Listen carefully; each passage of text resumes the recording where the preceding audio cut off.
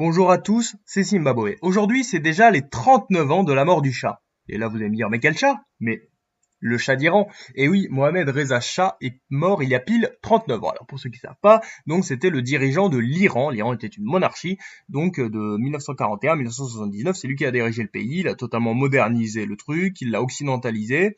Et le problème, c'est qu'il s'est pris une révolution dans la gueule. En fait, la célèbre révolution iranienne de 79, et l'Iran est devenu une république islamique.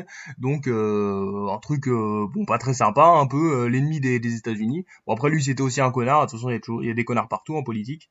Et du coup lui c'était un pote des Américains. Hein, ça change. Avant l'Iran était un ami des États-Unis. Hein.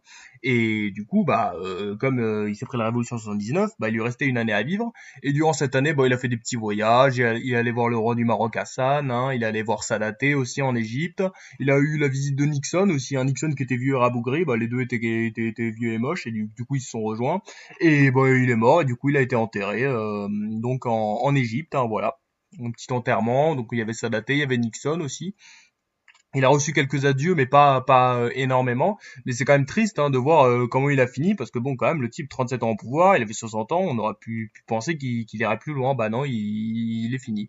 Alors que pourtant, Hassan II, lui, il a continué à être roi du Maroc. Enfin, ça pour dire que ça aurait pu arriver à Hassan, c'est arrivé à Mohamed. Hein, il a pas fait gaffe avec les islamistes, et ben c'était juste une leçon à retenir, hein. Faisons gaffe, hein. Tout peut toujours s'écrouler en un instant.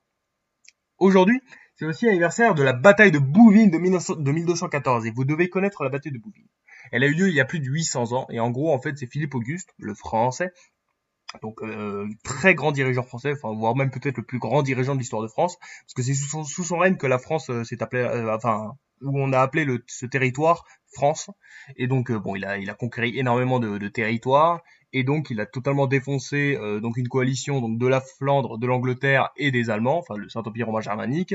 Et du coup on a Jean Santerre, donc voilà, qui était le roi d'Angleterre, qui s'est fait exploser et qu'en plus et après il a subi une petite révolution chez lui, donc un gros coup dur. On a Othon aussi, lui c'était l'empereur du Saint-Empire aussi qui a perdu plein de trucs à cause de ça. Donc vraiment c'est une magnifique victoire de la grande France sur les anglo-saxons, et ça fait vraiment plaisir. C'est à ce moment-là qu'on voyait la puissance des Capétiens, voilà, le traité de Chinon qui humiliait les Allemands et les Anglais. Donc c'était quand même très beau, et bravo à Philippe Auguste pour ça, même 800 ans plus tard, on continue à le féliciter. Aujourd'hui, c'est aussi la fin de la guerre russo-polonaise de 1792. Parce que oui, 1792, on pense la révolution, tout ça, mais s'il y avait la révolution à un moment, ça veut pas dire que de l'autre côté il se passait rien. Ah, pas du tout, hein. Parce que là, il y avait la Russie et la Pologne qui se mettaient sur la gueule, c'était violent, hein. Et ouais, et la Pologne c'était pareil à l'époque, hein, c'était un truc comme ça. Et donc on avait voilà, donc c'était le roi de Pologne Stanislas, d'ailleurs qui était l'amant de la tsarine de Russie. Enfin bref, c'est une petite anecdote. Et du coup, il y a eu une guerre, et en fait, la Russie a défoncé donc la Pologne.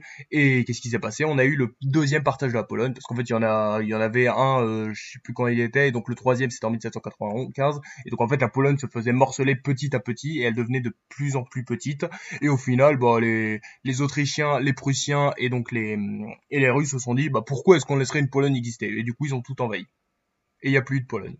Et il y a un grand trou dans l'histoire de la Pologne durant le 19e siècle. Ouais. Bon, il y a bien Napoléon qui a recréé le duché de Varsovie pendant qu'il était au pouvoir, mais dès que Napoléon est parti, hop, on a enlevé le duché de Varsovie. Et voilà. C'est un peu triste pour la Pologne. Bon, heureusement, la Pologne a réussi à revivre donc grâce à la Première Guerre mondiale. Mais c'est quand même coup dur d'imaginer un pays qui disparaît. Vous imaginez si, genre, le siècle après, la France, elle disparaît pendant un siècle? Ce serait bizarre, non? La Pologne, c'était comme ça, parce que la Pologne, c'était vraiment un gros truc à l'époque, et ça disparaissait, vous vous rendez compte? C'est abusé. Donc voilà les trois événements à retenir pour aujourd'hui. On a la mort de Mohamed Reza Shah en 1980, on a la bataille de Bouvines en 1214, et on a la fin de la guerre russo-polonaise de 1792.